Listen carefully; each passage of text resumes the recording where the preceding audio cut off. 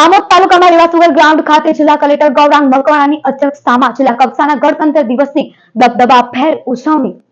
રાષ્ટ્રની આન બાન અને શાન સમા તિરંગાને સલામી આપી કલેક્ટર ગૌરાંગ મકવાણાએ રાષ્ટ્ર કાજે પોતાના પ્રાણોની આહુતિ આપનાર શહીદોને શ્રદ્ધાંજલિ આપી હતી. આઝાદીની ચળવળમાં ભરૂચ જિલ્લાના બહુમૂલ્ય યોગદાનને બિરદાવી જિલ્લાના સ્વાતંત્ર્ય સેનાનીઓને બલિદાનને યાદ કરાયું હતું. હર ઘર સ્વદેશી ઘર ઘર સ્વદેશીના સંકલ્પને ચરિતાર્થ કરવા આહવાન કરાયું હતું. કમોસમી વરસાદના કારણે અસરગ્રસ્ત ભરૂચ જિલ્લાના 94,000 ખેડૂતોને ₹295 કરોડની અપાયેલી સહાયમાં સરકારની ખેડૂત હિતલક્ષી નીતિની સરાહના કરી હતી. જિલ્લામાં થઈ રહેલા વિકાસની ઝાંખી રજૂ કરાઈ હતી. જિલ્લા કલેક્ટર અને અન્ય મહાનુભાવો દ્વારા વિવિધ ક્ષેત્રે વિશેષ સિદ્ધિ હાંસલ કરનાર વ્યક્તિ વિશેષનું સન્માન અને વિવિધ કૃતિઓને ઇનામ વિતરણ કર્યું હતું.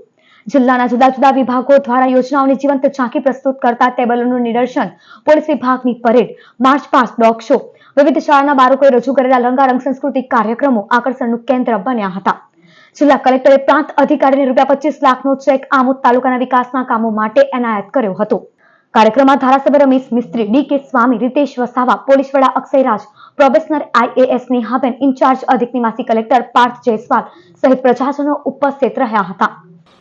મને જણાવતા ગર્વની લાગણી થાય છે કે દેશની સ્વતંત્રતાની આ લડતમાં ભરૂચ જિલ્લાનું પણ અનેરું યોગદાન રહ્યું છે. ત્યારે વૈશ્વિક સ્થિતિ સામે હવે આપણે પણ આત્મનિર્ભર ભારતને પ્રોત્સાહન આપવા, વોકલ ફોર લોકલ અભિયાનને સાર્થક બનાવવા તેમજ હર ઘર સ્વદેશી ઘર ઘર સ્વદેશી ને પ્રોત્સાહન આપી અને એ ચળવળમાં ભાગ લઈ અને સંકલ્પબદ્ધ થવાની જરૂર છે.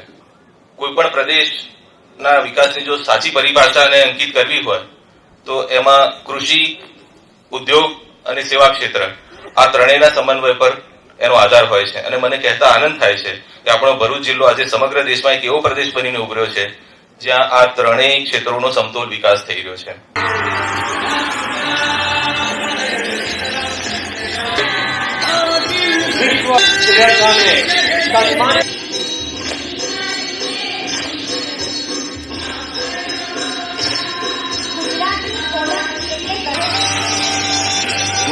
સુંદર સંતુલન સાથે